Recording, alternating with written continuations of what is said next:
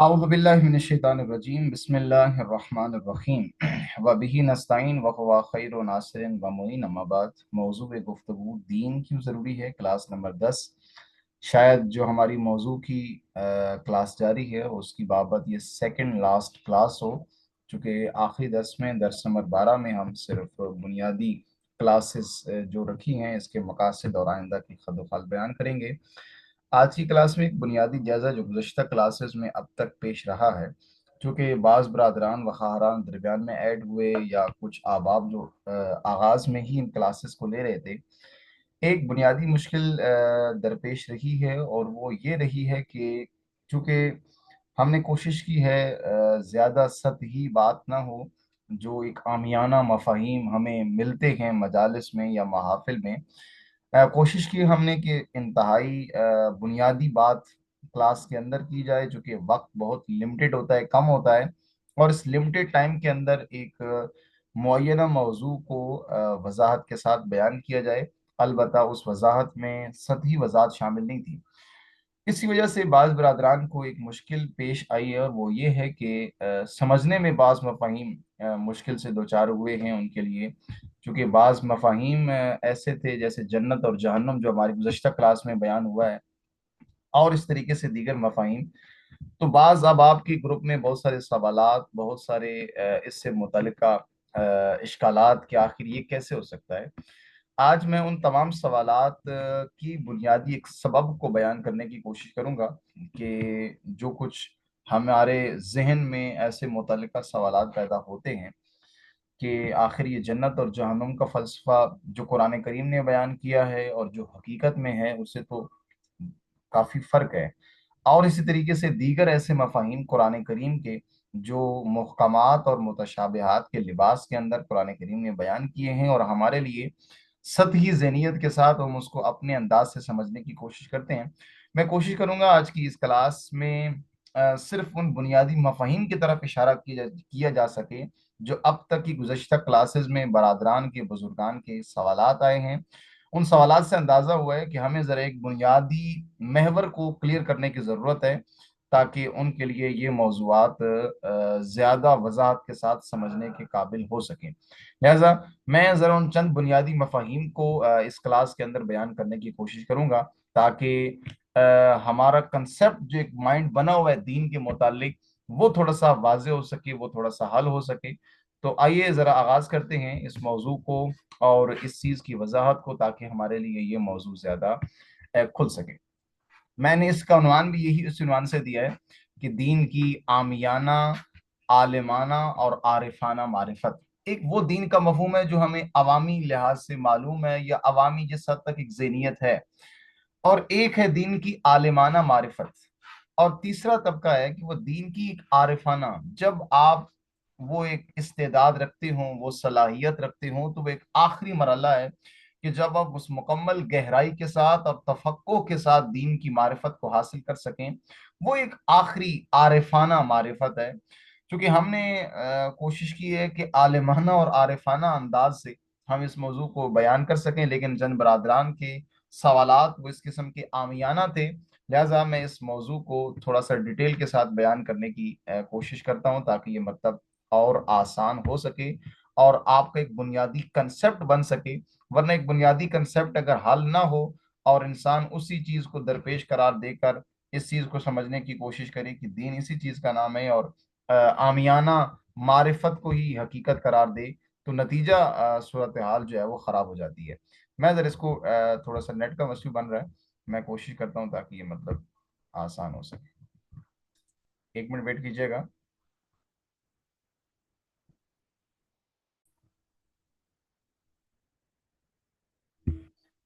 मैं screen share कर रहा हूँ यहाँ से, उसके बाद आगाज करते हैं। लिहाजा कोशिश करके हम इस मौजू को कि दीन की ये आमियाना, आलिमाना और आरिफाना मारिफत जो बुनियादी कलीद है। बाकी जो अब तक के सवालात और इश्तबाहात आपके ग्रुप में पेश आते रहे हैं, तो कीजिएगा।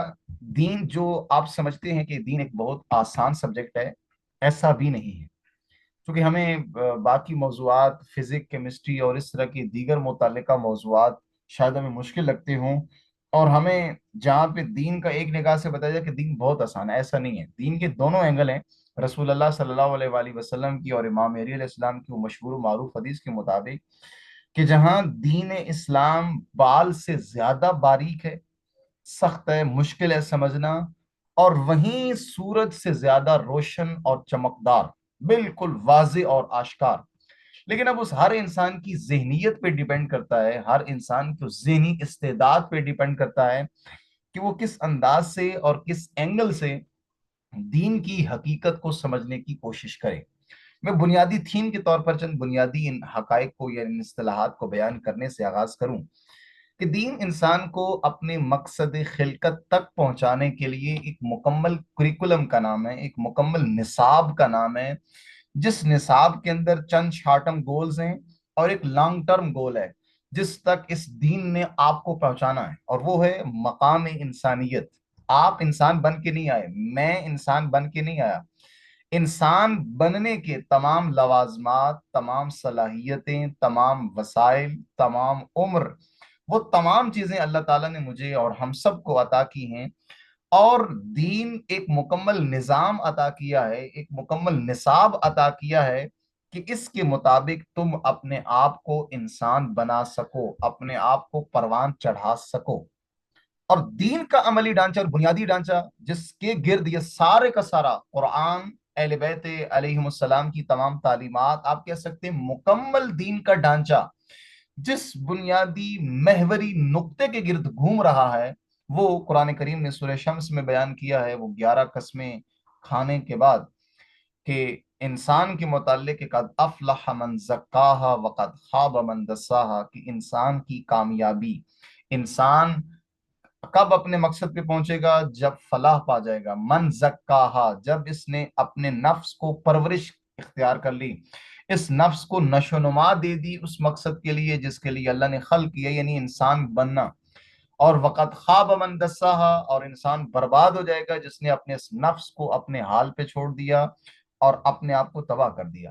ان دو بنیادی محوروں کے گرد، یا یہ دو وہ نقطے ہیں جس کے گرد تمام قرآن کریم کی تعلیمات اور اہل بیت علیہم السلام کی تعلیمات گردش کر رہی ہیں۔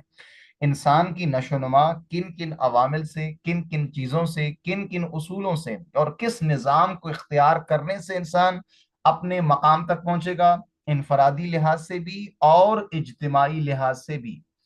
اور وہیں پر قرآن کریم نے اسی انسان کے وہ اس مثبت پہلو کو مقصد تک پہنچانے کے لیے گزشتہ اقوام کا ذکر کیا، وہ چند حقائق، وہ مثالیں، وہ تمام حقیقتیں اسی سے متعلقہ بیان کی، اور وہیں پر اس انسان کا وہ برا پہلو جو انسان اپنے نفس کو اپنے حال پہ چھوڑ دے، اپنی خواہشات کی اتباع کرنا شروع کر دے اور شیطنت اختیار کر لے، اس بابت بھی قرآن کریم نے وہ گزشتہ اقوام کے برے نمونے بیان کیے ہیں کہ جنہوں نے اللہ کے اس نظام کو چھوڑا، ترک کیا اور عملی طور پر کس نتیجے سے دوچار ہوئے۔ وہ تمام حقائق قرآن کریم نے بیان کیے ہیں، اہل بیت علیہ السلام نے بیان کیے ہیں کہ جو انسان انفرادی یا اجتماعی لحاظ سے اپنے نفس کی، اپنی خواہشات کی اور شیطنت اختیار کر لے، اس کا نتیجہ کیا نکلتا ہے۔ لہذا دین کا مکمل ڈھانچہ ان دو چیزوں کے گرد گھوم رہا ہے۔ لیکن انسان نے کرنا کیا ہے؟ اب اگر انسان کا ایک پازیٹیو پہلو ہے، ایک نیگیٹو پہلو ہے، اور تمام قرآن کریم اور اہل بیت علیہ السلام کی تعلیمات اسی کے گرد گھوم رہی ہیں، تو انسان نے کیا، جو مقصد انسان کو دیا گیا ہے، کیا انسان نے ہر صورت میں اس تک پہنچنا ہے؟ ہر صورت میں انسان کا اگر وہ نہ پہنچا تو اس کے کیا خط و خال ہے؟ نا توجہ کیجیے گا، ایسے معاملے میں جب قرآن کریم نے انسان کا مقصد بیان کیا ہے، وہیں پر انسان کی ذمہ داری یہ نہیں لگائی گئی کہ آپ نے ہر صورت میں اپنے مقصد تک پہنچنا ہے، نہ، ہر انسان کو اللہ تعالیٰ نے ایک الگ الگ ظرفیت عطا کی ہے، الگ الگ حیثیت، الگ استعداد عطا کی ہے، اور انسان کو ایک الگ ماحول ملتا ہے۔ ہر انسان کے لیے ایک ماحول نہیں ہے، اللہ نے ہر انسان کو اس کی خلقت، اس کو ایک اپنے الگ الگ ماحول اس کو دیا ہے، متنوع مزاجی، متنوع ماحول، انوائرمنٹ دیا ہے، جہاں پہ انسان کے وسائل الگ ہیں، جہاں پہ انسان کے پاس باقی تمام مقصد تک پہنچنے کی حقائق الگ ہیں۔ ایک شخص ہے جو ایک مسلمان گھرانے میں پیدا ہوا ہے، ایک شخص ہے جو کافر گھرانے میں پیدا ہوا ہے، اب دونوں کا الگ الگ ماحول ہے، دونوں الگ الگ انوائرمنٹ کے اندر ہے، इसी तरीके से एक शख्स को हिदायत के तमाम असबाब हासिल हैं, एक के पास कम है, एक के पास बिल्कुल नहीं है। अब इंसान क्या, हर इंसान का नतीजा एक है कि वो जन्नत में जाएगा, और हर इंसान का नतीजा एक है कि जो बुरा काम करेगा वो जहन्नुम में जाएगा? या हर इंसान ने अपने उस मकसद तक पहुंचना है? तवज्जो कीजिएगा, इंसान का सिर्फ एक काम है जो कुरान करीम ने इंसान के जिम्मे लगाया है कि हमने मकसद तुम्हें दे दिया है, तुमने काम क्या करना है? सही करनी है, कोशिश करनी है। और इसलिए इंसान का जो तारुफ करवाया गया है, इंसान की जो तारीफ की गई है, वो क्या है कि लईसल इंसान इल्ला मा सआ। इंसान नतीजा परस्त नहीं है कि भाई मैंने हर सूरत में उस नतीजे तक पहुंचना है, अगर नतीजा हासिल नहीं हुआ तो मैं थक हार के बैठ जाऊं और मुझसे अब नहीं हो सकता ना। इंसान का जो नुमान करार दिया गया है कि इंसान नाम है कोशिश का, मुसलसल हम दम मुस्तकिल मिजाजी के साथ, मुस्तकिल दवामी के साथ अपने मकसद की जानिब इंसान सफर अपना जारी रखे और उस जानिब मुसलसल कोशिश करे। ये इंसान का असल थीम है। और कोशिश पाकिस्तानी कोशिश नहीं है। जैसे आप किसी से क्या, आपसे को कहते हैं कि भैया मैं मेरा ये काम करना है, तो आप क्या कहते हैं? मैं कोशिश करूंगा। अब कोशिश का मतलब हमारा क्या होता है? हमारा कोशिश का मतलब ये होता है कि भाई मैं ये काम नहीं कर सकता हूँ, या टाल मटोल करनी हो तो आप कोशिश का नाम देते हैं, जबकि कोशिश कुरान की जुबान में इसको जिद कहा जाता है और जहद कहा जाता है। यानी अपने मकसद के हुसूल तक मुसलसल कोशिश करते रहना, अपनी इस्तेदाद को यूटिलाइज करते रहना, अपनी मुकम्मल ताकत को सर्व करते रहना, ये असल नाम है, या इसका नाम है कोशिश। और हम जब किसी काम से टाल मटोल करनी हो उसको कोशिश कहते हैं। तो इंसान जिसका नाम कोशिश रखा गया है वो यही है कि भाई आप नतीजा परस्त नहीं है कि आपने हर सूरत में इस नतीजे तक पहुंचना है ना। जितनी अल्लाह ने आपको एक उम्र दी है, जितने अल्लाह ने आपको वसाइल दिए हैं, जितनी इस्तेदाद दी है, जितनी सलाहियत दी है, उस सलाहियत को क्या आपने मकसद की जाने बढ़ने के लिए बरूएकार लाया है कि नहीं? सवाल हमसे ये होना है बस। लिहाजा अपनी पूरी महवरी जिंदगी में, मुकम्मल जिंदगी में दीन इसी चीज को इख्तियार कीजिएगा। वो दीन नाम क्या है? कि दीन किस चीज का नाम है? दीन नाम है उस मुकम्मल निजाम का जिसको इख्तियार करके मैंने अपने मकाम इंसानियत तक पहुंचना है। अलबत्ता नतीजे तक पहुंचना मेरा फरीजा नहीं है, कोशिश करना मेरा फरीजा है। जितनी अल्लाह ने मुझे इस्तेदाद दी है, उस सलाहियत को बरूए कार लाकर अपने मकसद की जानिब मुसलसल कोशिश, ये मेरा असल फरीजा है। और कुरान करीम ने सूरह बकरा के अंदर ये वजाहत के साथ बयान किया है। और दीगर भी आयत मैं आखिर में बयान करता हूँ। वो मशहूर मारूफ हदीस है कि ला तुकल्लफु नफ्सुन इल्ला वुसअहा। किसी भी इंसान को तकलीफ नहीं दी गई। तकलीफ का मतलब यहाँ पे वो तकलीफ नहीं जो उर्दू में होती है कि आपको क्या तकलीफ है ना। तकलीफ से मुराद वो कुरान करीम की जुबान में इस्तिलाह है तकल्लुफ या मुकल्लफियत। तकल्लुफ यानी जिम्मेदारी। ला तुकल्लफ नफ्सुन, किसी इंसान को, किसी नफ्स को जिम्मेदारी नहीं दी गई इल्ला वुसअहा, जितनी उसके अंदर इस्तेदाद पाई जाती है अल्लाह ने उसे अपनी उस मुकर्ररा इस्तेदाद के मुताबिक जिम्मेदारियां सौंपी हैं। दीन की जिम्मेदारी सौंपी है, अपने दुनियावी मामलात उसके सुपुर्द किए हैं, जितनी उसके अंदर वुसअत है और वो अल्लाह ताला की जात जानती है। इसलिए इस इंसान को मुतल्लिका वो असबाब, वो वसाइल अता किए। अलबत्ता ऐसा भी नहीं है कि हर इंसान की वो लिमिटेड वसअत है और उससे आगे नहीं बढ़ सकता ना। अल्लाह जितना इंसान अपनी इस्तेदाद बढ़ाता जाएगा, ये इंसान के खुद सपुर्द किया है कि आपने अपनी इस्तेदाद खुद बढ़ानी है। और जितनी आप इस्तेदाद बढ़ाते जाएंगे अल्लाह उतनी ही तकलीफ आपके दोष पे डालता जाएगा। मैं मिसाल देता हूँ। जैसे आज हमारे जहनों में ये सवाल पैदा भी होता है अक्सर कि हमारे जो आबाओ अजदाद थे वो तो अनपढ़ थे, तो वो अब नहीं जानते थे एक चीज को, या हलाल हराम नहीं जानते थे, या नजिस और पाक नहीं जानते थे। مثلا मैं अपनी मिसाल देता हूँ। हमारे इलाके में या हमारे पुराने बुजुर्गों में कंसेप्ट है कि छोटा बच्चा अगर कोई पेशाब करे तो वो उससे कपड़े पाक नजिस नहीं होते जब तक वो बच्चा दूध पी रहा है। हालांकि शरीयत में ये है कि जब बच्चा हो गया, एक उम्र का हो गया, हत्ता कि जब बच्चा 1 महीने का भी क्यों नहीं है, तो उसकी जब वो पेशाब है उसका नजिस है किसी भी सूरत में। अब वो हमारे यहाँ नहीं था। अब क्या हम ये समझें कि भाई वो जो हलाल हराम उनके यहाँ कोई तमीज नहीं थी हमारे आबा अजदाद में, या जो कुछ वो नहीं जानते थे, तो क्या उनको जहन्नुम में मकाम दिया जाएगा जबकि वो जानते भी नहीं थे? और हम सब कुछ जानते हैं, हम सब कुछ इस चीज से आगाह हैं। यहाँ मैं इस नुक्ता दे दूं कि इस कुरान करीम की आयत के मुताबिक हर इंसान का हिसाब किताब इसके मुताबिक है। جتنا کوئی انسان جانتا ہے اس سے حساب کتاب ویسا ہونا، جتنی معرفت رکھتا ہے، چونکہ تمام کے تمام دین کا حساب کتاب اس کی معرفت دین پر ڈیپینڈ ہے، جتنی معرفت رکھتا ہے، جتنی آگاہی رکھتا ہے، جتنی اس کے پاس وسعت ہے اپنی معلومات کی، انسان اس کا ذمہ دار ہے۔ اگر میں بہت سارا جانتا ہوں اور میں عمل نہیں کرتا، میرا حساب کتاب سب سے الگ ہونا ہے، اور میرا سب سے خطرناک حساب کتاب میرا ہونا ہے۔ کیوں؟ کیونکہ میں جانتا بہت کچھ ہوں اور عمل نہیں کرتا ہوں۔ لیکن وہ انسان جو جتنا جانتا ہے اتنا عمل کرتا ہے، اس کا حساب کتاب بہت آسان ہے۔ اور ہمارے آباء و اجداد یا بزرگان جو ان پڑھ تھے، اگر وہ کسی چیز کے بارے میں نہیں جانتے تھے اور وہ عمل بڑا سرتھا کرتے تھے، بڑے عقیدت مند تھے، جتنا انہیں پتا تھا، ان کا حساب کتاب ویسا ہے۔ لہذا جتنی انسان اپنی وسعت بڑھاتا جائے گا، جتنا اپنا علم، اپنی معرفت، اپنی آگاہی، جتنی انسان وسعت دے گا، انسان اسی سے متعلق پوچھا جائے گا۔ اور قرآن کریم کا یہ جگہ جگہ پہ فرمان ہے کہ ہر انسان اس کا جواب دہ ہے جو کچھ وہ اپنی ذمہ داری رکھتا ہے۔ لہذا ہر انسان کی ایک الگ ظرفیت ہے، الگ صلاحیت ہے، اور ہر انسان جس کو الگ الگ صلاحیتوں سے نوازا گیا ہے، اس وجہ سے انسان سب سے الگ ہے۔ ایک انسان کے اندر مدیریت کی صلاحیت بہت اعلیٰ ہے، اس نے اپنی پریکٹس کی ہے، بڑھایا ہے۔ ایک انسان کے اندر دیگر فنی مہارت بہت زیادہ اعلیٰ ہے۔ لہذا ہر انسان کی صلاحیت، وہ ظرفیت الگ الگ ہے، اس ظرفیت کے مطابق اس کا حساب کتاب ہونا ہے۔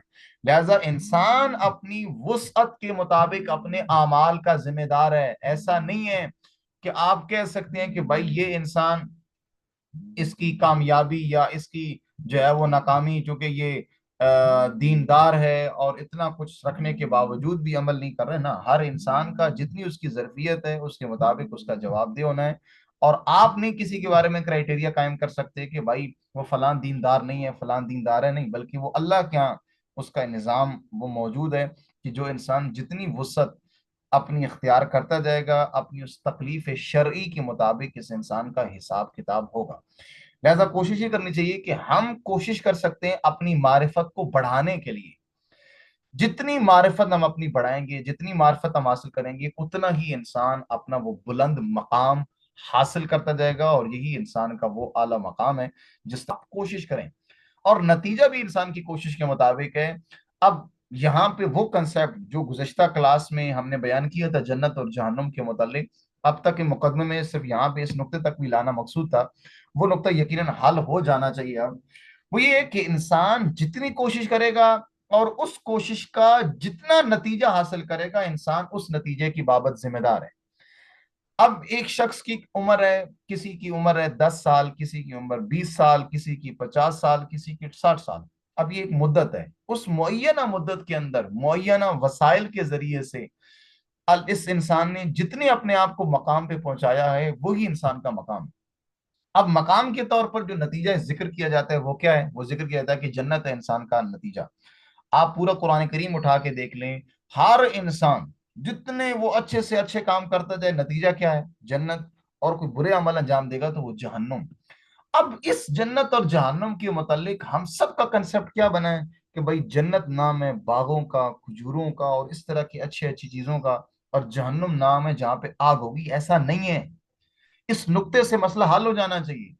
اب ایک انسان کی عمر ہے 25 سال، 30 سال، یا عمر کو چھوڑیں، اس کی معرفت کو چیک کریں۔ ایک شخص کی معرفت بہت اعلیٰ اور ایک شخص کی معرفت بہت کم، لیکن دونوں جنت میں ہیں، تو کیا دونوں جنت میں ایک ہی جگہ پہ ایک ہی نہر پہ کھڑے ہیں؟ نہ، یا ایک ہی جگہ پہ جو ہے وہ نہا رہے ہیں یا جنت کی نعمتیں حاصل کر رہے ہیں؟ ایک شہادت کے رتبے پہ فائز ہے اور ایک بستر کی موت پر ہے۔ ایک نماز روزے پڑھ کے عبادت گزار تھا اور اللہ کی بارگاہ میں یوں چلا گیا ہے، اور ایک ساری زندگی علم دین حاصل کر کے، معرفت دین حاصل کر کے، علم اور تعلم کے بعد اس دنیا سے گیا ہے۔ ایک شخص مجاہدت کر کے گیا اور ایک قائد بن کے گھر بیٹھا رہا ہے۔ تو کیا یہ الگ الگ کیٹیگری، اب جب دنیا میں الگ الگ کیٹیگری ہے تو یہ کیسے ہو سکتا ہے کہ روز معاشر یہ ایک ہی مقام پہ معاشور ہوں گے؟ نہ، جنت نام ہے اس مقام کا، جہنم نام ہے اس مقام کا جو انسان کو درپیش ہونا ہے۔ اور اس کی مثال ذوالفقار بخاری صاحب نے ایک بڑی خوبصورت دی تھی، ان سے پوچھا گیا تھا تو انہوں نے کہا کہ جیسے اب انہوں نے مثال دی کہ میں اسلام آباد میں رہتا ہوں، تو اب اسلام آباد میں میرا گھر ہے کرائے کا، ایک اور شخص ہے جو 10 مرلے में रहता है, एक और शख्स है जो 4 किनाल में रहता है। और यही इस्लामाबाद है जिसमें एक प्राइम मिनिस्टर हाउस है, एक सदर हाउस है। अब हर इंसान अपने दुनियावी वसाइल रखते हुए एक अलग अलग मकाम पे रखता है। एक शख्स के पास कम पैसे हैं, वो किराए के घर में रहता है। एक शख्स के पास ज्यादा पैसे हैं, वो 10 किनाल की कोठी में रहता है। एक के पास उससे ज्यादा है, वो प्राइम मिनिस्टर हाउस में है। एक के पास सदारती हाउस में है। तो क्या ये अलग अलग कैटेगरी क्यों है? वजह ये है कि वो उसके पास सब असबाब हैं, वसाइल हैं। जितने उसने असबाब हासिल किए, वसाइल हासिल किए, चाहे जैसा भी, उसने अपना दुनिया में वो मकाम वैसा बनाया है। रोज कयामत, रोज माशर, इंसान की जन्नत का भी हाल वैसा ही होगा। जिस इंसान की जितनी मारिफत, उसकी जितनी मुजाहिदत, जितनी कोशिश, उसका नतीजा भी उसकी जन्नत वैसी, उसका मकाम वैसे होगा। लिहाजा हर इंसान की जन्नत अलग होगी। जितना आपने अपनी कोशिश की है, आपकी जन्नत उस कोशिश के मुताबिक होगी। एक आलिम की जन्नत उसके मुताबिक, एक जाहिद की को जन्नत उसके मुताबिक, एक तालिब इल्म की जन्नत उसके मुताबिक। अब वो जन्नत क्या है, अब उस बाबत गुज़िश्ता क्लास में बयान किया था। मजीद आपकी मैं तशवीश नहीं मुब्तला करना चाहता, लेकिन मैं नुक्ता मारिफत के लिए और तवज्जो के लिए और थोड़ा सा इस नुक्ते को खोलने के लिए आप पे छोड़ रहा हूँ कि जरा गौर कीजिए कि अगर दुनिया में हर इंसान अलग अलग वसाइल के उन्वान से एक अलग अलग मकाम पे है, एक गरीब है, एक अमीर है, अपनी वसत के मुताबिक, तो जन्नत भी ऐसे ही होगी। ऐसा नहीं है कि हम बस जो है वो सारे के सारे एक ही बाड़े के अंदर डाल दिए जाएंगे, वो एक जन्नत होगा और एक जहन्नम होगा। ऐसा नहीं है। हर इंसान की एक अलग जन्नत है, एक अलग मकाम है। जितनी उसकी कोशिश है, जितना उसका मकाम और मर्तबा है, उसको रोज़े माशर उसी मकाम के साथ माशूर किया जाएगा। और वो हमने गुज़िश्ता क्लास में बयान किया है कि वो उसकी जन्नत अपनी होगी जो उसने अपने अमाल बजा लाए होंगे। यही अमाल उसके लिए तजस्सुम की कैफियत इख्तियार करेंगे। जो उलमाए फलसफा ने इस हकीकत को ज्यादा वजाहत के साथ बयान किया है। अब आप, ऐसा नहीं है कि आप जो कुछ मैं कर रहा हूं उसको तस्लीम करें। आपको अल्लाह ने जो इस्तेदाद किए, आमियाना ज़हनियत, आरिफाना ज़हनियत या आलिमाना, जितनी इस्तेदाद अल्लाह ने आपको दी है, आप उसी इस्तेदाद के मुताबिक इन कुरान करीम के हकायक को समझने की कोशिश करें। मैं जो कुछ कह रहा हूं वो हकीकत, मुमकिन है आपकी अकल तस्लीम ना कर रही हो, तो जितनी आपकी अकल तस्लीम करती है उसी चीज को इख्तियार करें। क्योंकि हर इंसान एक जरफियत का नहीं है, एक मकाम का नहीं है। हर इंसान को एक अलग अलग जरफियत दी गई है ताकि उस अपनी जरफियत के मुताबिक अमल अंजाम दे सके। और कुरान करीम का यही रामज है सबसे बड़ा। बल्कि मैं एक नुक्ता यहाँ पे एक और अर्ज कर दूं, उसके बाद मैं दोबारा स्लाइड की तरफ आता हूँ। और वो नुक्ता ये है कि ये जो कुरान करीम की सूरह तौबा है कि लौला नफर मिन कुल्लि फिरकतिन ताइफतन मिनहुम ताइफतन लियतफक्कहु फिद्दीन वलियुनज़िरु कौमहुम इज़ा रजऊ इलैहिम लअल्लहुम यहज़रून। ये कुरान करीम की सूरह किस लिए है? ये आयत किस उन्वान से है? ये आयत, ये एक इस नुक्ते को यहाँ पे एक हमारे लिए हल करती है। वो कौन सा है? अब दीन की मार्फत के लिए, बिलखुसूस आज के दौर में दीन की मार्फत बहुत मुश्किल है। सारी जिंदगी लगाई जाती है तब जाकर इंसान उस ज़ईफ में, हसन में और इन तमाम चीज़ों में फ़र्क कर पाता है। और वो अपने ज़माने के हालात के मुताबिक इस चीज़ को वजाहत के साथ बयान कर सकता है। हर एक इंसान की इस्तेदाद ये नहीं है कि वो दीन को जाके हासिल करे। इसलिए कुरान करीम ने हुक्म लगाया है कि तुम में से एक गिरोह क्यों नहीं निकलता जो जाकर दीन की तालीम हासिल करे, तफक्को दर दीन करे, और वापस आकर अपनी कौम को इंजार करे और उन्हें मुतवज्जे करे, और जहन्नुम की आग से उन्हें एहजार करे, यानी उन्हें अपनी बद अमालियों की बाबत उन्हें मुतवज्जे करे कि आपने करना क्या है और बचना क्या है। अब यहां तो ये होता कि सबकी जिम्मेदारी लगा दी जाती है कि आप दीन जाके हासिल करें। इसलिए सबकी नहीं लगाएगी क्योंकि हर एक की अलग ज़ैफ़ियत है, अलग इस्तेदाद है, अलग उसकी कैटेगरी है। अब वो इंसान, वो लोग इस ग्रोह में शामिल हो जिनके पास वो अल्लाह ने उनको एक इतनी ताकत दी है, इतनी ज़रफियत दी है कि वो जाकर इसमें इल्म में गहरे मोतियों में गौतज़न हो और इन हकायक की मारिफत हासिल करके फिर आगे अपनी कौम को बताएं। हर इंसान ऐसा नहीं है कि आप उसको कहें कि भाई आप नहीं जाकर दीन की मुकम्मल मारिफत हासिल करनी है। इसलिए इमाम जाफर सादिक अलैहिस्सलाम की हदीस में और बाकी अइम्मा अलैहिमुस्सलाम की हदीस में कि अपनी हैसियत के मुताबिक या आलिम बनो, या आलिम रब्बानी बनो, या मुतअल्लिम फी सबील निजात बनो, या अगर आप ये नहीं कर सकते तो आप इनकी दोस्ती, इनके साथ मोहब्बत और इनकी महफिलों में उठने और बैठने वाले बनो। ये इसलिए दिए जो कि आपकी अपनी ज़रफियत के मुताबिक आपने अपनी फील्ड चुननी है जिस तरफ आप जा सकते हैं, और ये ज्यादा बेहतर है। लिहाजा तवज्जो कीजिएगा, हर इंसान हर काम नहीं कर सकता। اس کے اندر جو استعداد اللہ نے رکھی ہے، اس استعداد کو جتنا وسعت دے گا اتنا ہی وہ دین کی پیچیدگیوں کو سمجھ سکے گا۔ اگر دین کے متعلق آپ جو قرآن کریم نے ظاہری زبان استعمال کی ہے، اگر آپ کو اس پہ ایمان ہے تو اس پہ آپ ایمان لائیں۔ اگر آپ مزید آگے بڑھیں گے، اس کی عارفانہ تہ تک پہنچیں گے، تو وہ جملہ بھی ہے اردو کے اندر کہ جتنا گڑ ڈالیں گے اتنا میٹھا ہوگا، جتنی معرفت حاصل کریں گے اتنا ہی آپ آگے بڑھتے جائیں گے۔ اور قرآن کریم ایسا نہیں ہے کہ قرآن کریم آپ سمجھتے ہیں کہ یہ صرف ظاہر ہے، بلکہ قرآن کریم کا ایک ظاہر ہے، ایک باطن ہے، اور باطن کا بھی ایک باطن ہے۔ اور میں یہاں پہ ایک نقطہ عرض کروں، جو قرآن کریم کو آج ہم کہتے ہیں کہ قرآن کریم معجزہ ہے، آج کے دور میں بھی قرآن معجزہ ہے۔ کیوں معجزہ ہے؟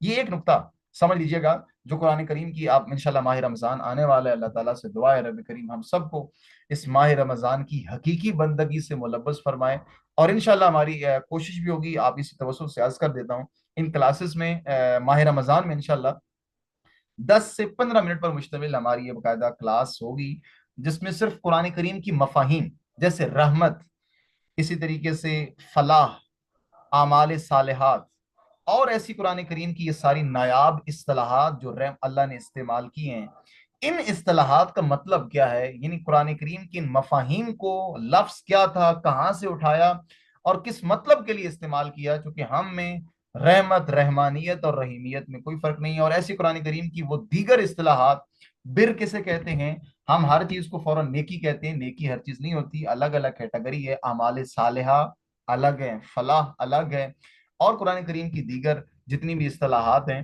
انشاءاللہ کوشش کریں گے ماہ رمضان میں ان قرآن کریم کی اصطلاحات کو ہم تھوڑا سا واضح کر سکیں، ان چند مصادیق کے ہمراہ، اور اپنی ہدایت کے لیے، چونکہ قرآن ماہ رمضان نزول قرآن کا مہینہ ہے، کوشش کریں گے اس موضوع کو انشاءاللہ آپ کے لیے پیش کر سکیں۔ وہ قرآن کریم کا نقطہ کیا ہے کہ قرآن آج کیوں معجزہ ہے، جو بنیادی وجہ ہے قرآن کریم کے معجزے کی، جنہوں نے قرآن کریم کا ترجمے کے ساتھ مطالعہ کیا ہو تو اس بات سے آگاہ ہوں گے شاید قرآن مجھ سے خطاب کر رہا ہے، اور یہی قرآن کا معجزہ ہے۔ یہ قرآن اس وقت نازل ہوا ہے، اس 23 سالہ رسول اللہ صلی اللہ علیہ وآلہ وسلم کی مدت میں، کہ ان لوگوں کے لیے قرآن نازل ہوا جو جاہل بدو تھے۔ آپ اندازہ لگائیں کہ اس وقت چند چیدہ چیدہ افراد تھے جو پڑھے لکھے تھے، اور باقی سارے ان پڑھ تھے، سارے جاہل تھے۔ اور جاہلیت کا اندازہ یہاں سے لگائیے کہ رسول اللہ صلی اللہ علیہ وآلہ وسلم نے ایک جنگ کے موقع پہ، جنگ بدر تھی شاید غالباً، کہ جس میں کفار کو گرفتار کیا گیا تھا، رسول دو عالم صلی اللہ علیہ وآلہ وسلم نے پوچھا کہ آپ میں سے کون کون پڑھے لکھے ہیں؟ بتایا کہ یا رسول اللہ ہم ہیں۔ کہا کہ اگر تم چاہتے کہ تم اپنی آزادی کا پروانہ لکھو تو تمہاری آزادی اس میں ہے کہ آپ ان مسلمانوں کو 10 مسلمانوں کو اگر آپ نے پڑھنا لکھنا سکھا دیا تو آپ کو رہا کر دیا جائے۔ اب یہ کیفیت تھی، ایسے ان پڑھ لوگوں کو، ایسے جاہل لوگوں کو قرآن خطاب کر رہا ہے، اور یہ قرآن کریم کی ہدایت ان کے لیے بھی تھی، یہ ان کے لیے تھی۔ اور آج 1400 سال بعد، جب آرٹیفیشل ٹیکنالوجی کا زمانہ آ چکا ہے، جب اے آئی اتنے آگے آ چکی ہے، ہر چیز میں آرٹیفیشل انٹیلیجنس نے جگہ لے لی ہے، سائنس اتنی ترقی کر چکی ہے کہ انسان کس مقام تک جا پہنچا ہے، اس دور کے لیے بھی قرآن کریم خطاب کر رہا، اور یہی قرآن کریم کا سب سے بڑا اعجاز ہے۔ کوئی شخص، اب کتنے ابن سینا کی کتابیں ہیں اور ارسطو کی کتابیں ہیں جنہوں نے اپنے زمانے میں وہ کمال کیا، لیکن وہ کتابیں ساری کی ساری، اب جب جتنی جدت بڑھتی جا رہی ہے، وہ ساری کتابوں کی وہ ویلیو ختم ہوتی جا رہی ہے، لیکن قرآن وہ حقیقت ہے جو آج بھی وہ اپنی حقیقت رکھتا ہے۔ اور اس لیے اس قرآن کریم کی ہر علامہ طباطبائی، جو میں نے استاد بزرگوار سے سنا ہے، آغا جواد نقوی صاحب، وہ جملہ یہی کہتے ہیں کہ ہر 20 سال بعد قرآن کریم کی تفسیر کی ضرورت ہے۔ کیوں تفسیر کی ضرورت ہے؟ چونکہ ہر دور کے حالات الگ ہیں، ہر دور کے تقاضے الگ ہیں، اور قرآن کریم کا جہاں پہ ظاہر ہے وہیں پہ باطن کا باطن اور اس کے بھی باطن ہے۔ ایک ایک لفظ کس حقیقت کے ساتھ قرآن کریم نے کہاں سے استعمال کیا، کن حقائق کے لیے، میں انشاءاللہ ہم کوشش کریں گے ماہ رمضان میں اس نقطے کو اجاگر کرنے کی اور بیان کرنے کی، کہ قرآن نے ایک لفظ کہاں، کس لفظ مقصد، کس مقام سے اٹھایا، کس کے لیے استعمال کیا، اور آج کے دور میں اس کے کیا کیا مصادیق ہیں۔ آپ اندازہ کر سکتے ہیں کہ قرآن کریم کا کتنا باطن ہے، اور آج کے دور میں بھی ہر انسان کی ہدایت کے لیے یہی قرآن کریم جو ہے وہ خطاب کر رہا ہے۔ اور یہ قرآن کریم جس کا ظاہر ہے، ایک باطن ہے، اور یہی قرآن کریم جس کو جو ہمارے لیے ایک حقیقت ہے، ہم اس قرآن کریم کے جتنے بھی مفاہیم ہیں، چاہے وہ ظاہری ہیں یا باطنی ہیں، ہم اس کو جھٹلا نہیں سکتے۔ جو گزشتہ کلاسز میں آپ برادران کے سوالات تھے کہ ایسے ہو نہیں سکتا، یہ کیسے ہو سکتا ہے کہ یہ قرآن کریم کا ایسا مفہوم ہو، نہ، ہم قرآن کریم کے ان حقائق کو جھٹلا نہیں سکتے۔ اپنی اپنی ظرفیت کے مطابق، ہماری جتنی ظرفیت ہے، ہم اس اپنے عارفانہ اگر صلاحیت ہے تو اس انداز سے جتنا سمجھتے جائیں گے، اتنا ہی ہمارے لیے وہ کیا کہتے ہیں کہ مٹھاس بڑھتی جائے گی۔ آپ کی جتنی ظرفیت ہے، استعداد ہے، اگر آپ کو ایک چیز نہیں سمجھ آتی تو آپ کو زیادہ فوکس کرنے کی ضرورت نہیں ہے۔ اللہ نے آپ کو اپنی تکلیف سے زیادہ وسعت نہیں دی، جتنی آپ کو وسعت دی ہے اس سے زیادہ آپ کو مکلف ہونے کی یا اپنے آپ کو کوسنے کی ضرورت نہیں ہے۔ جتنا آپ سمجھیں ایک حقیقت کو، وہی آپ کے لیے کافی ہے۔ ائمہ اہل بیت علیہ السلام کی یہ سیرت رہی ہے کہ جب بھی کوئی شخص آتا تھا، ہر ایک کو اس کی ظرفیت کے مطابق جواب دیتے تھے۔ ایک ہی سوال اگر 10 بندے کرتے تھے تو اس کو اپنی ظرفیت کے مطابق الگ الگ سوال کا جواب دیتے تھے۔ تو لہذا قرآن کریم کے ایک ظاہر ہے، ایک باطن ہے، تو آپ اپنی کوشش سے جتنی اللہ نے آپ کو استعداد دی ہے اس کو بروئے کار لا کر جو آپ سمجھیں قرآن کریم کے ان حقائق کو، وہی آپ کے لیے کافی ہے۔ البتہ کوشش ہے، کوشش کا مطلب یہ نہیں ہوتا کہ آپ نے رک جانا ہے، مسلسل چلتے رہنا ہے، مسلسل اس کے اندر دوام ہے، اور زیادہ سے زیادہ ان حقائق کا حصول ہے۔ اور جتنی آپ یہ معرفت حاصل کرتے جائیں گے، اتنا ہی آپ کی اس حقیقت میں، آپ کی اس دین فہمی میں جو ہے وہ اضافہ ہوتا جائے گا۔ چند قرآن کریم کی میں صرف آیات کو پیش کرتا ہوں۔ سورہ بقرہ کی آیت نمبر 286 ہے، لا یکلف نفسا الا وسعها لہا ما کسبت وعلیہا ما اکتسبت۔ اللہ نے کسی جان کو، کسی نفس کو اس کی طاقت سے زیادہ تکلیف نہیں دی، اس کے لیے وہی ہے جو اس نے کمایا ہے، اور اس کے لیے وہی صلہ ہے جو کچھ اس نے حاصل کیا ہے اپنی استعداد کے مطابق۔ سورۃ الاعراف کی آیت نمبر 42 میں ہے، بسم اللہ الرحمن الرحیم، والذین آمنوا وعملوا الصالحات لا نکلف نفسا الا وسعها۔ اور جو لوگ ایمان لائے اور اعمال صالحہ انجام دیے، ترجمے میں نیک اعمال ہے، یہ لفظ غلط ہے، میں نے ترجمہ کاپی پیسٹ کیا ہے اس وجہ سے۔ جو لوگ ایمان لائے اور اعمال صالحہ انجام دیے، لا نکلف نفسا الا وسعها، ہم نے ان کی طاقت سے زیادہ ان کو تکلیف نہیں دی۔ اسی طریقے سے سورہ حج کے اندر ہے، وما جعل علیکم فی الدین من حرج، اور اس نے تم پر دین میں کسی قسم کی کوئی تنگی نہیں رکھی، آپ کی ظرفیت کے مطابق، لکم دینکم ولی دین۔ خداوند متعال سے دعا ہے رب کریم ہم سب کو دین کی عامیانہ سے بڑھ کر عالمانہ معرفت، اور عالمانہ معرفت سے بڑھ کر عارفانہ معرفت حاصل کرنے کی توفیق عنایت فرمائے۔ جتنی کوشش بڑھتی جائے گی، معرفت دین اتنی ہی اس کے اندر وسعت آتی جائے گی۔ رب کریم ہم سب کو دین کی حقیقی معرفت سے ہمکنار فرمائے، اور ان تعلیمات قرآن کو و تعلیمات قرآن ناطق محمد و آل محمد کو سمجھنے کی اور اس کو پروان چڑھانے کی، آگے پیش کرنے کی انشاءاللہ توفیق عنایت فرمائے۔ آج کی کلاس میں اتنا ہی۔ متعلقہ سوال ہو یا اس سے متعلقہ کوئی رائے ہو تو آپ گروپ میں کر سکتے ہیں۔ 2 منٹ کلاس کے باقی رہ گئے ہیں، سوال کی شاید یہاں پہ گنجائش نہ ہو، لیکن آپ نے سوالات وغیرہ گروپ میں آپ کر سکتے ہیں۔ تقبل اللہ۔